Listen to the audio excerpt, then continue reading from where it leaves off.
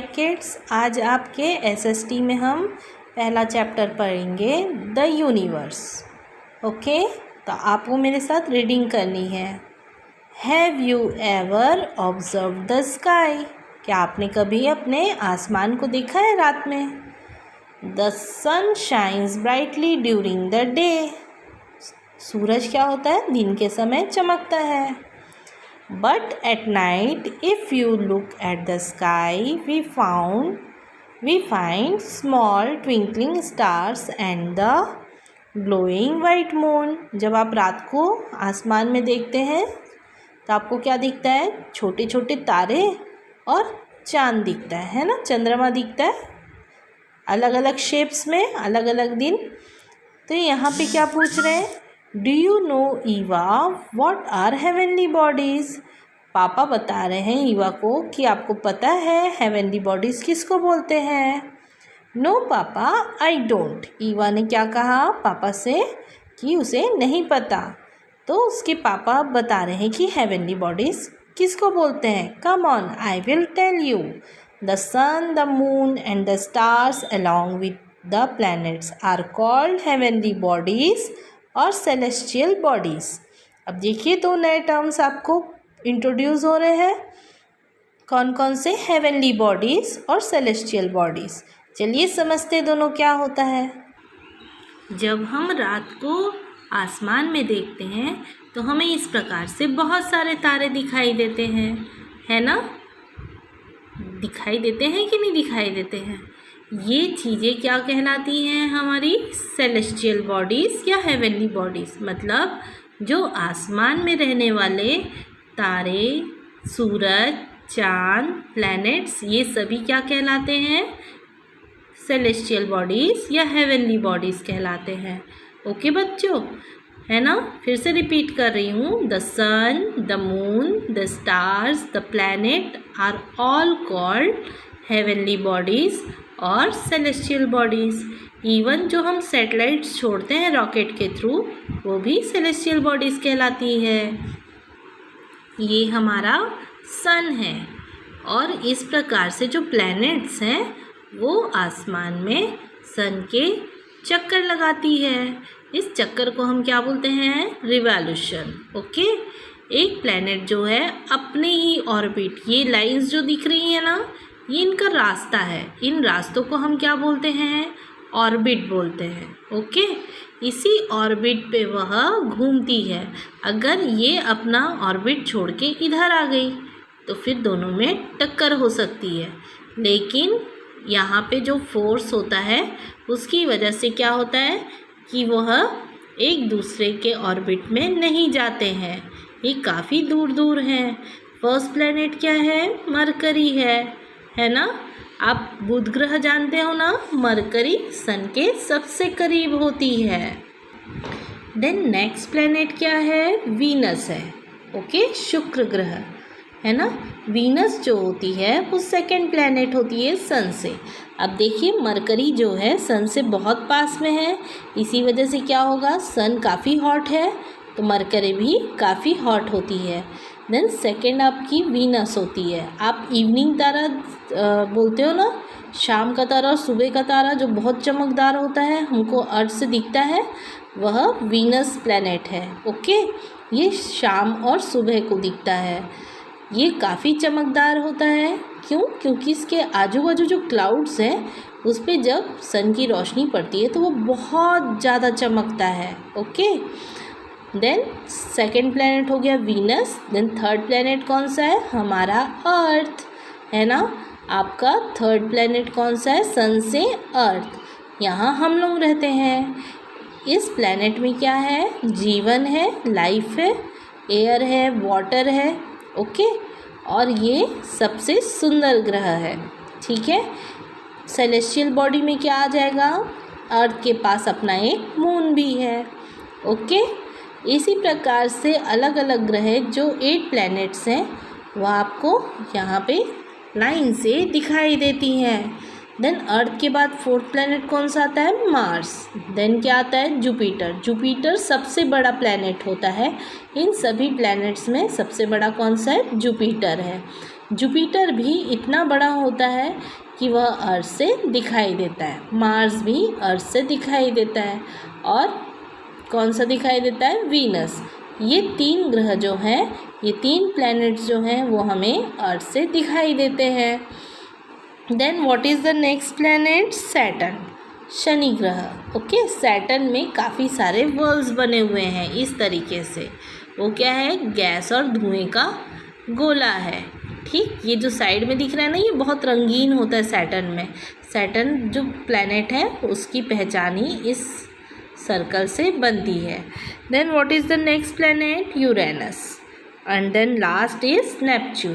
पहले प्लूटो को भी प्लैनेट में गिना जाता था, लेकिन प्लूटो को अब प्लैनेट में नहीं गिना जाता। Okay, the universe. The universe is a huge open space that holds everything as the living all living things. The sun, the planet, the moon, stars, galaxies and clouds together make up the universe. सारी चीज़ें जितनी heavenly bodies हैं पूरा मिला के क्या बनाती है, यूनिवर्स बनाती है। यूनिवर्स कितना बड़ा है किसी को नहीं पता, आज तक कोई भी जान नहीं पाया है यूनिवर्स कितना बड़ा है ना। A galaxy contains planet, star, dust and gases. अब गैलेक्सी क्या होती है, जैसे कि हमारा सोलर सिस्टम है। ओके, यह एक प्रकार की गैलेक्सी है। चलिए देखते हैं। अब आप देख रहे हो सन है और ये प्लैनेट्स हैं। प्लैनेट्स के पास में अपने मून्स हैं, स्टार्स हैं, इसी के बीच में काफ़ी जो हमें दिखाई देती है। ठीक है, मतलब ये जो सोलर सिस्टम है, सोलर मतलब एक सूरज, सोलर किसको बोला जाता है, सूर्य को। ओके, सन है तो ये एक सोलर सिस्टम बना लिया। इसमें पड़ने वाली जितनी हेवनली बॉडीज़ है वो एक किस में आ जाएंगी, गैलेक्सीज। और ऐसे कई सारे सोलर सिस्टम किस में आते हैं, यूनिवर्स में। ओके, क्लियर बच्चों। ये सोलर सिस्टम सिर्फ एक है, हो सकता है यूनिवर्स में ऐसे प्रकार के सोलर सिस्टम काफ़ी सारे हों। ओके, तो इसमें पड़ने वाले स्टार्स, मून्स, प्लैनेट्स, सन, ये सब क्या कहलाएंगे, एक गैलेक्सी में आने वाले सेलेस्टियल बॉडीज़ कहलाएंगे। ओके बच्चों, there are many galaxies in our universe. Okay, तो हम जिस गैलेक्सी में रहते हैं उसी प्रकार की गैलेक्सीज और भी हो सकती है यूनिवर्स में। सोलर सिस्टम, अब मैंने आपको पहले ही बताया सोलर सिस्टम क्या होता है, जहाँ पे सूरज हो, है ना।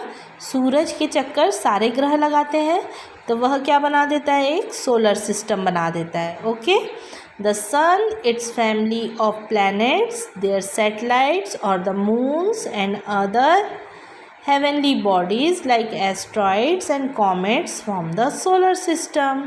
Our earth belongs to the solar system. Okay, जिस सोलर सिस्टम में हम लोग रहते हैं वह एक सोलर सिस्टम है और उसमें क्या क्या है, सन है, 8 प्लैनेट्स है, सैटेलाइट्स हैं उनकी, और एस्ट्रॉइड्स एंड कॉमेट्स। ये 2 और नए नए शब्द हमको पता चल रहे हैं। अब थोड़ी देर में जानेंगे कि इनका मतलब क्या होता है। ओके, चलिए पढ़ते आगे। Do you know, scientist believe that the universe was hot bubble of dust and gases many years ago. A huge explosion known as big bang occurred. As a result, all gases and dust joined together to form the galaxies, stars, planets and other heavenly bodies in the universe. अब इसमें क्या बता रहा है, कुछ साइंटिस्टों का मानना है कि जो हमारा यूनिवर्स था वो एक गरम गुब्बारे की तरह था, जो किससे बना था, धूल और गैसेस से बना था। एक बार उसमें बहुत बड़ा विस्फोट हुआ, मतलब बम फूटने जैसा हुआ। तो फिर क्या बना, जो डस्ट और गैस थे वो आपस में दूर दूर छिटक गए और अलग अलग ज्वाइन होके गैलेक्सीज, स्टार्स, प्लैनेट्स और हेवनली बॉडीज़ बना के एक नया यूनिवर्स बना दिए। Okay, wow, you seem to know everything. The solar system lies in a galaxy called the Milky Way. हम जिस सोलर सिस्टम में रहते हैं उसका नाम क्या है? मिल्की वे या आकाशगंगा भी कहा जाता है।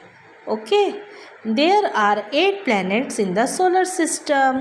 अभी मैंने आपको प्लैनेट्स के नाम बताए, वो हमारे प्लैनेट्स जो आकाशगंगा है या मिल्की वे है उस गैलेक्सी में 8 प्लैनेट्स हैं। They are Mercury, Venus, Earth, Mars, Jupiter, Saturn, Uranus and Neptune.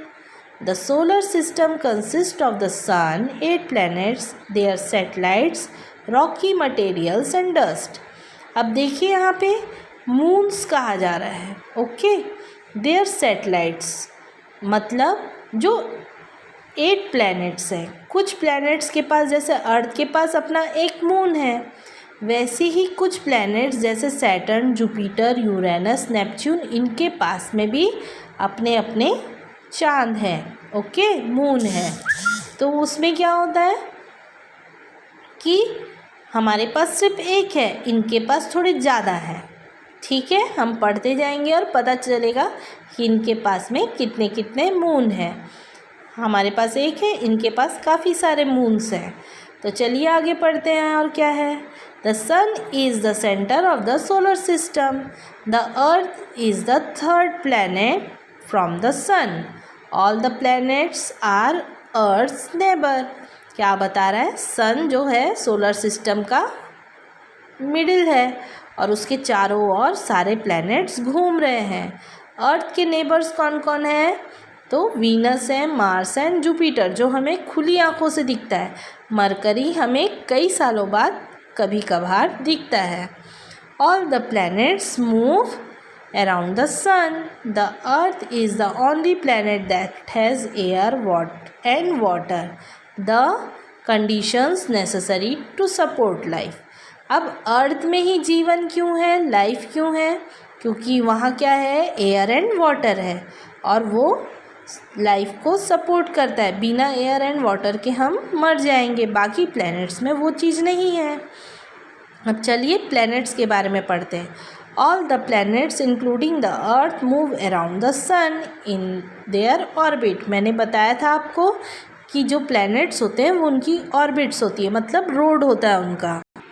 अब यहाँ पे देखिए प्लैनेट्स दिख रहे हैं और एक लाइन दिख रही है। This is imaginary line. सिर्फ आपको बताने के लिए, आसमान में ऐसी लाइन नहीं बनी होती है। उन्हें पता होता है कि यहीं पे चलना है, इसी लाइन के थ्रू वो चलते हैं हमेशा। इन्हें हम क्या बोलते हैं? ऑर्बिट्स बोलते हैं। ओके, जब कोई प्लैनेट अपने ऑर्बिट पे घूमते हुए सन का एक चक्कर लगाता है तो उस मूवमेंट को क्या बोलते हैं? This movement is called revolution. Okay, जैसे अर्थ अपना एक चक्कर काटता है सन के चारों ओर, तो उसे क्या बोलेंगे? अर्थ्स रिवॉल्यूशन बोलेंगे। रिवॉल्यूशन से क्या होता है? मौसम चेंज होते हैं, सीजन्स आते हैं। ओके, है ना? रिवॉल्यूशन से हमेशा सीजन्स चेंज होता है। जैसे 4 महीने बारिश, 4 महीने ठंडी, 4 महीने गर्मी, है ना? तो ये क्या होता है? बीच में और भी सीजन्स आते हैं। 2 सीजन्स हमको और देखने को मिलते हैं, स्प्रिंग एंड ऑटम। तो ये किस वजह से होता है? रिवॉल्यूशन के कारण होता है। The earth also spin like a top in its own. This movement is called rotation of earth. अब चलिए रोटेशन भी समझ लेते हैं क्या होता है। ये अर्थ है। आपने भंवरा चलाया होगा, इस तरीके का भंवरा आता है ना, आप लट्टू बोलते जिसको। पिन आप रस्सी फंसाते हो इसमें और ज़ोर से खींच के ज़मीन पे फेंक देते हो और वो अपने ही इसमें नोक पे खड़े होके एक जगह घूमता रहता है। अर्थ 2 तरीके से राउंड लगाता है। ओके, एक वो सन के चारों ओर घूमता है, राउंड लगाता है। 1 साल में सन के चारों ओर राउंड लगाता है। ठीक है, और अपने ही जगह पे खड़े होकर भी जहाँ पे घूम रहा है, मान के चलो इधर आया तो अपने ही तरफ और भी गोल लट्टू की तरह घूमता रहता है, भंवरे की तरह घूमता रहता है। तो मतलब क्या हुआ इसका? इसका मतलब ये हुआ, ये 2 प्रकार से करता है, एक रिवॉल्यूशन, दूसरा रोटेशन। रोटेशन किसको बोलते हैं? जब वह अपने ही ऑर्बिट में रिवॉल्यूशन करते हुए रोटेशन भी करता है, मतलब अपने इसमें गोल गोल इस तरीके से, ये मान के चलो अर्थ है और ये इस तरीके से घूम रहा है, ये ऑर्बिट है, ये अर्थ है मान के चलो, यहाँ पे अर्थ यहाँ पे पहुँच गया, पेंसिल को अर्थ की तरह लो। ओके, ये ऑर्बिट पे आगे बढ़ रहा है। अब ऐसे ही आगे नहीं बढ़ेगा, वो कैसे घूमेगा, इस तरीके से घूमते हुए वो आगे बढ़ता है। कैसे घूम रहा है, देखो दो तरफ से घूम रहा है, एक अपनी लाइन पे आगे भी बढ़ रहा है और पेंसिल को देखो साथ में वो अपने ही जगह पे खड़े होके गोल गोल घूम रहा है। अब देखो, अर्थ जब सन के एक चक्कर पूरा काटता है तो कितने दिन लगते हैं उसको, 365 डेज लग जाते हैं, मतलब एक साल में वो सन का एक चक्कर काट लेता है। रिवॉल्यूशन का दिन क्या हो गया, 365 डेज और 1 ईयर। और रोटेशन जब वो अपने ही इस तरीके से घूम रहा हो तो वो कितने देर में पूरा कर लेता है, 24 आवर्स, मतलब 1 डे। रोटेशन की वजह से क्या होता है, दिन और रात। चलिए दिन और रात भी कैसा होता है उसे भी जान लेते हैं। अब देखिए ये अर्थ है और यहाँ पे मान लीजिए आपका सन है। ओके, अब सन की लाइट अर्थ के इस हिस्से पे पड़ रही है तो क्या होगा, यहाँ पे दिन होगा और इधर पे क्या होगा, अंधेरा। आप एक बॉल ले लीजिए, है ना, अंधेरे कमरे में एक बॉल ले लीजिए जिसको एक स्ट्रिंग से लटका दीजिए आप, और फिर क्या करेंगे, इधर इस तरफ से टॉर्च की रोशनी डालिए। अब आपको दिखेगी एक तरफ बॉल का एक हिस्सा बहुत ही रोशनी दिखेगा और दूसरा हिस्सा क्या दिखेगा, ब्लैक हो जाएगा, उधर तरफ रोशनी नहीं जा रही है। मतलब इधर क्या रहेगा, डे रहेगा और इधर क्या रहेगा, नाइट रहेगा। जैसी जैसी वो इधर घूमते जाएगा वैसी वैसी क्या होगा, इधर का जो रोशनी का हिस्सा, रोशनी वाले अंधेरे में जाएंगे और अंधेरे वाले क्या हो जाएंगे, रोशनी की तरफ जाएंगे। तो उधर दिन होते जाएगा और इधर रात होती जाएगी। ओके, क्लियर हो गया आपको। रोटेशन की वजह से क्या होता है, डे एंड नाइट होता है, और रिवॉल्यूशन की वजह से क्या होता है, सीजन्स आते हैं। Okay, the sun is a star and it has its own light, planet have no light of their own. अब देखिए, स्टार के पास अपनी खुद की लाइट होती है, लेकिन प्लैनेट्स के पास अपनी खुद की लाइट नहीं होती है। किससे लेता है वो लाइट, सन से लेता है। स्टार्स को सन से लाइट लेने की आवश्यकता नहीं है, they reflect the light of the sun. Planets जो सन से लाइट मिलती है उसी को रिफ्लेक्ट करते हैं। ओके, तो ये कौन सा प्लैनेट है, सैटर्न। ओके, ये साइड में इस तरीके से बना होगा तो आप कहीं पर भी देखें तो इसको बोल सकते हैं ये सैटर्न है ना। अब पापा, can you please tell me the names of closest and farthest planet. तो क्लोजेस्ट प्लैनेट कौन सा है, तो क्लोजेस्ट प्लैनेट कौन सा है, मरकरी, जो सन के सबसे पास है। ओके, और सबसे दूर वाला प्लैनेट कौन सा है, ये आखिरी वाला प्लैनेट क्या नाम है, नेपच्यून। ओके, तो पास वाला प्लैनेट क्या नाम है, मरकरी, एंड लास्ट वाला नेपच्यून, फारदेस्ट नेपच्यून हो जाएगा। ओके, अब देखिए दो चीज़ आपको और मिलेंगी, ये सबसे गर्म है क्योंकि ये सन के पास में है, मरकरी सबसे हॉट प्लैनेट है, और नेपच्यून सबसे कोल्ड प्लैनेट है क्योंकि ये सन से बहुत ज़्यादा दूर है। ओके बच्चों, Oh sure, Mercury is the closest planet to the Sun and Neptune is the farthest planet. Jupiter is the largest planet of the solar system. जो जुपिटर है वो क्या है, सबसे बड़ा प्लैनेट है सोलर सिस्टम का, बाकी प्लैनेट्स जितने हैं उनसे सबसे बड़ा है। इसी वजह से हमको अर्थ से वो खुली आंखों से भी दिख जाता है। ओके, चमकते तारे की तरह दिखता है, ऐसी प्लैनेट की तरह नहीं दिखता है, ये सभी तारे के रूप में ही हमको दिखाई देते हैं। ओके बच्चों, तो देखिए, डू यू नो, अब यहाँ पे कुछ पूछा गया है, planets moving around the sun in their orbits, ये दिख रहा है आपको, यही उनका रोड होता है जिसे हम क्या बोलते हैं, ऑर्बिट्स बोलते हैं। Earlier, Pluto was counted as the ninth planet of the solar system. It is now called the dwarf planet because it is too small to be a planet.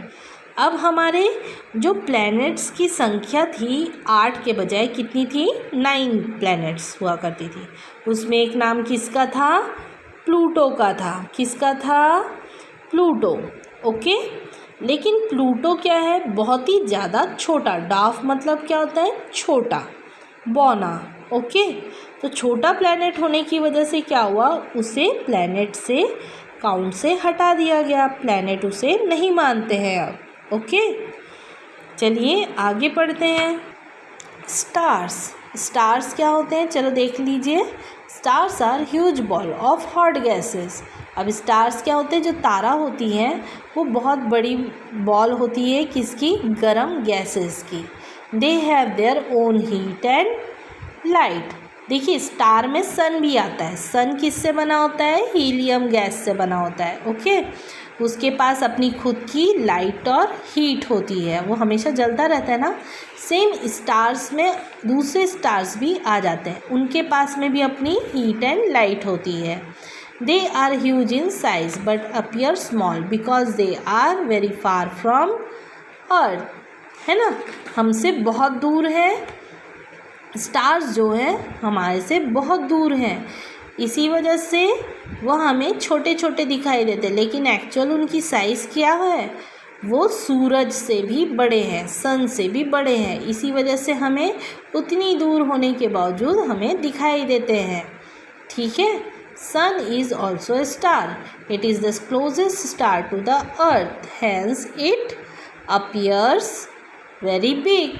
अब अर्थ से सबसे पास वाला स्टार कौन सा है, सन, इसी वजह से वो हमें बड़ा दिखाई देता है। ठीक है, लेकिन जो स्टार्स एक्चुअल में बड़े हैं और वो बहुत दूर है अर्थ से, वो हमें कैसे दिखाई देते हैं, छोटे छोटे दिखाई देते हैं। Stars appears in the sky at night. सूरज की रोशनी, सन की रोशनी इतनी ज़्यादा होती है दिन के समय कि हमें ये स्टार्स नहीं दिखाई देते हैं, लेकिन जैसे ही शाम होती है, सूरज ढल जाता है, तो स्टार्स हमें आसानी से दिखाई देते हैं। अब सैटेलाइट्स के बारे में पढ़ेंगे। सैटेलाइट्स क्या होता है, हम मून को बोल रहे हैं, मतलब जो प्लैनेट्स के साथ में रहते हैं उन्हें हम क्या बोलते हैं, सैटेलाइट्स बोलते हैं। जैसे मून है हमारा नेचुरल सैटेलाइट, हम रॉकेट के थ्रू भी सैटेलाइट छोड़ते हैं, याद है ना आपको, आपने देखा होगा टीवी में काफ़ी बार, रॉकेट के द्वारा हम सैटेलाइट्स यूनिवर्स में भेजते हैं जो अर्थ के चारों ओर चक्कर लगाते हैं। किसी भी प्लैनेट के कोई भी सेलेस्टियल बॉडी या हेवनली बॉडी अगर चक्कर लगाता हो तो उसे हम क्या बोलते हैं, सैटेलाइट्स बोलते हैं। When we look at the sky at night, we see the moon besides the stars. It is the satellite of the earth. Satellites are small celestial objects that move around a planet. The moon is a natural satellite of the earth. It moves around the earth along a specific path or orbit. Some planets have more than one satellite. अब देखो हमारा जो अर्थ है उसके पास एक ही natural satellite है, लेकिन आपको मालूम है जुपिटर जो प्लैनेट है उसके पास 67 सैटेलाइट्स है। मतलब उसके पास कितने मून्स हैं, 67 मून्स हैं। ओके, ठीक है, आपको आश्चर्य होगा, ये अगर जुपिटर है तो उसके चारों ओर सैटेलाइट मतलब मून ही मून मौजूद है। Satellite moving in space can be natural or man-made. Human-made satellites are sent into space to gather information about planets and their communication. अब हम भी सैटेलाइट भेजते हैं ना रॉकेट के थ्रू, क्या करने जाता है वो ऊपर, बाकी प्लैनेट्स के बारे में उनकी फ़ोटो खींचना, उनके बारे में इंफॉर्मेशन निकालना। साथ ही में हमने सैटेलाइट के थ्रू टेलीस्कोप भी भेजा हुआ, जिससे देखकर, कंप्यूटराइज्ड टेलीस्कोप है जिससे देखकर वो जो प्लैनेट्स हैं, जो स्टार्स हैं और अदर सेलेस्टियल बॉडीज़ हैं उनकी इंफॉर्मेशन हमको धरती पर भेजता है। ओके, इस प्रकार का सैटेलाइट होता है जो हम भेजते हैं रॉकेट के through. Okay, this is called man made satellite. अब चलो दो ठो डिफरेंस दिया गया है प्लैनेट और स्टार्स में, क्या क्या डिफरेंस है। तो बताया गया planet have no light of their own. हमने पहले भी पढ़ा प्लैनेट के पास अपना खुद का लाइट नहीं होता है, वह सन से लेके रिफ्लेक्ट करता है। Stars have their own light. Stars के पास अपना खुद का लाइट होता है। क्यों? क्योंकि वह हॉट गैसेस से बने होते हैं। They move around the sun. Planet हमेशा क्या करते हैं? सन के चक्कर काटते हैं। Stars do not move but they remain in a fix place. तारे कभी भी इधर से उधर नहीं जाते हैं, वह हमेशा एक ही जगह पे रहते हैं। Planets are smaller than stars. Stars बहुत बड़े साइज में होते हैं, प्लैनेट से भी बड़े होते हैं। Stars are larger than planets. Same वही बता रहा है, प्लैनेट छोटे होते हैं, स्टार्स बहुत बड़े होते हैं। अब चलिए पढ़ते एक नया वर्ड, कॉन्स्टलेशंस। कॉन्स्टलेशंस क्या होती हैं? हम जब आसमान में देखते हैं तो हमें इस प्रकार की बहुत सारी शेप्स स्टार्स के द्वारा बनाई गई दिखाई देती हैं। जैसे आपने देखा होगा सप्तऋषि। सप्तऋषि क्या होता है? 7 तारों का झुंड है जो आपको अभी ठंड में दिखाई देगा। इस तरीके से आपको क्वेश्चन मार्क दिखाई देगा। कहा जाता है यह 7 ऋषियों का समूह है जो आसमान में रहते हैं। ओके, ये 7 स्टार्स आपको दिखाई देंगे। ओके, इन्हें हम क्या बोलते हैं? कॉन्स्टलेशंस बोलते हैं। जब स्टार्स शेप्स बनाती हैं अलग अलग प्रकार की, वह क्या कहलाती है? Constellations. Interesting patterns formed by group of stars are called constellations. Orion and Ursa Major are 2 well known constellation. Orion है और उर्सा मेजर, यह आप बता सकते हो कि ये कॉन्स्टलेशन है। सप्तऋषि भी लिख सकते हैं आप। This is Orion. ओरियन में कैसा है? आपको इस तरीके के 3 स्टार दिखाई देते हैं। यहाँ पे भी आपको 3 स्टार दिखाई देंगे और चमकते हुए यहाँ पे 2 स्टार। ओरियन मतलब क्या होता है? शिकारी। ये उसका धनुष है और ये आदमी। ओके, तो ये ओरियन कहला रहा है। ये ओरियन कॉन्स्टलेशन है। उर्सा मेजर भी इसी प्रकार का एक कॉन्स्टलेशन है जो बहुत ही हमको दिखाई देता आसमान में आसानी से। सप्तऋषि भी हमको दिखाई देता है, लेकिन ठंड के समय ज़्यादा अच्छे से दिखाई देता है हमको। Okay, comets. कॉमेट्स क्या होता है? Comet is a mass of ice, dust and Rocky particles with a long tail. Comets are small celestial bodies that move around the sun in a definite direction. अब देखिए इस प्रकार का दिखाई देता है हमें कई सालों तक बाद दिखाई देता है। 76 ईयर के बाद एक कॉमेट दिखाई देता है हमको हर साल, हेलीज कॉमेट। कितने साल बाद दिखाई देगा? 76 ईयर्स के बाद दिखाई देता है। ठीक है, तो उसकी क्या होती है? सन के चारों ओर घूमते रहते हैं। इनकी एक पूँछ होती है और ये उनका हेड है। ओके, लॉन्ग टेल ऐसी आपको रोशनी वाली दिखाई देती है। जैसे कभी तारा टूटता है तो आप देखते हो ना, ऐसी दिखाई देता है ना। सेम कॉमेट हमेशा सन के पास में दिखाई देता है। अगर हमारे पास में टेलीस्कोप हो और कभी कोई कॉमेट सन के पास से गुजरता हुआ जाए जो हमारी तरफ दिख रहा हो तो हम उसे देख सकते हैं। हेलिस कॉमेट हर 76 ईयर्स में दिखाई देता है अर्थ से। ओके, ये क्या होते हैं? आइस, डस्ट एंड गैसेस का गोला होता है जो घूमते हुए इस तरीके से रोशनी वाला दिखाई देता है। ठीक है, इसे हम कॉमेट बोलते हैं। Asteroids. Asteroids are rocky celestial body that are too small to be called planets. They are often called minor planets. Most of the asteroids in the solar system are found between Mars and Jupiter. ये Mars है, okay, और ये Jupiter है। Jupiter और Mars के बीच में बोला जाता है काफ़ी पत्थरों के टुकड़े घूम रहे हैं। ओके, ये पत्थरों के टुकड़े क्या होते हैं? ये आपस में, ये इतना बड़ा है जुपिटर कि वो पत्थरों के टुकड़े इसी के आसपास घूमते रहते हैं, है ना, चिपक कर वो अपनी ऑर्बिट में। कभी कभी क्या होता है, ये छूट के इधर पे भी आ जाते हैं, लेकिन क्या होता है, वो अर्थ के पास में नहीं आ पाते हैं। ठीक है, अब ये पत्थरों के टुकड़े जो जुपिटर के आसपास घूम रहे हैं उन्हें हम क्या बोलते हैं? एस्ट्रॉइड्स बोलते हैं। ठीक है, हम कॉमेट को क्या बोलते हैं? आइस, गैस का एंड डस्ट का पार्टिकल से बना होता है जो सन के पास में घूमता है। ओके, मरकरी जहाँ पे है उधर इस तरफ से आपको हल्का हल्का दिखाई देगा, लेकिन एस्ट्रॉइड्स हमें अक्सर दिखाई देते हैं। ये पत्थरों के टुकड़े हैं जो जुपिटर और मार्स के बीच में घूम रहे हैं। कभी कभी ये अर्थ की तरफ आते हैं, जो अर्थ के एटमॉस्फेयर पे घुसते साथ ही जल जाते हैं और आपको क्या दिखाई देता है? टूटते हुए तारे की समान जलता हुआ वो नीचे आ जाता है और राख बन जाता है। ओके, एस्ट्रॉइड समझ में आया? मार्स एंड जुपिटर के बीच में घूमने वाले जो रॉक पार्टिकल्स हैं उन्हें हम क्या बोलते हैं? एस्ट्रॉइड। इन्हें माइनर प्लैनेट भी बोला जाता है। क्यों? क्योंकि ये प्लैनेट से काफ़ी छोटे होते हैं। जुपिटर के पास में एस्ट्रॉइड्स काफ़ी बड़े बड़े घूम रहे हैं, पत्थरों के टुकड़े कभी बहुत बड़े बड़े घूम रहे हैं। ओके।